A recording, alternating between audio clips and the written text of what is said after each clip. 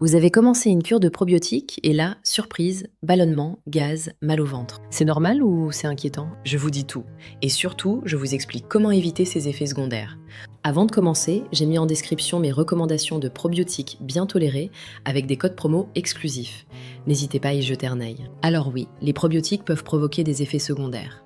Mais dans la grande majorité des cas, c'est temporaire et sans gravité. Le plus fréquent, ce sont les ballonnements. Votre ventre gonfle, vous vous sentez inconfortable.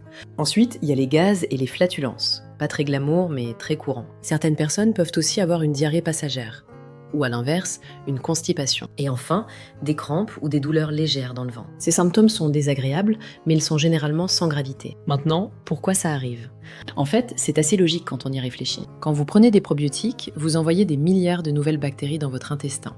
Et ces bactéries, elles vont interagir avec celles qui sont déjà là. Concrètement, ça crée une sorte de chamboulement temporaire.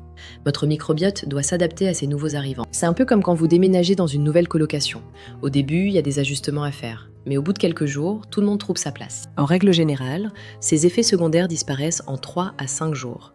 Maximum 2 semaines pour les cas les plus sensibles. Si au bout de 2 semaines, vous avez toujours des symptômes, là, c'est un signal.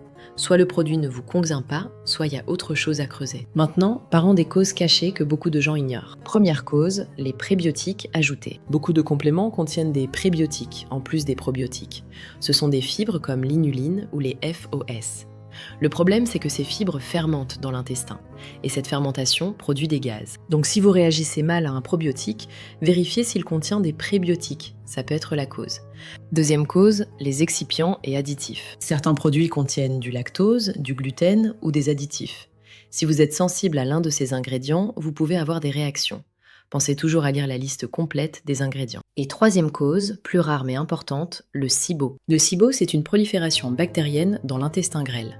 Les personnes qui en souffrent produisent déjà trop d'acide lactique et les probiotiques en rajoutent. Résultat, les symptômes s'aggravent au lieu de s'améliorer. Si vous suspectez un SIBO, consultez un professionnel de santé avant de prendre des probiotiques. Maintenant, la question que tout le monde se pose.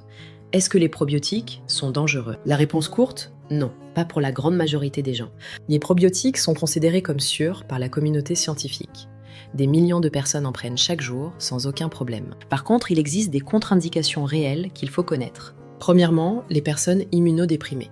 Si votre système immunitaire est très affaibli, les probiotiques peuvent devenir problématiques. Deuxièmement, les personnes atteintes de pancréatite aiguë. Une étude a montré que les probiotiques augmentent le risque de complications dans ce cas précis. Et troisièmement, les nourrissons prématurés. Pour eux, l'utilisation doit être strictement encadrée médicalement. Si vous êtes dans l'une de ces situations, demandez toujours l'avis de votre médecin. Allez, maintenant les conseils pratiques pour éviter les effets secondaires. Premier conseil, commencez doucement. Ne prenez pas la dose complète dès le premier jour. Commencez par une demi-dose pendant la première semaine. Ça laisse le temps à votre microbiote de s'adapter en douceur. Deuxième conseil, buvez beaucoup d'eau. L'hydratation aide votre système digestif à mieux gérer l'arrivée des nouvelles bactéries.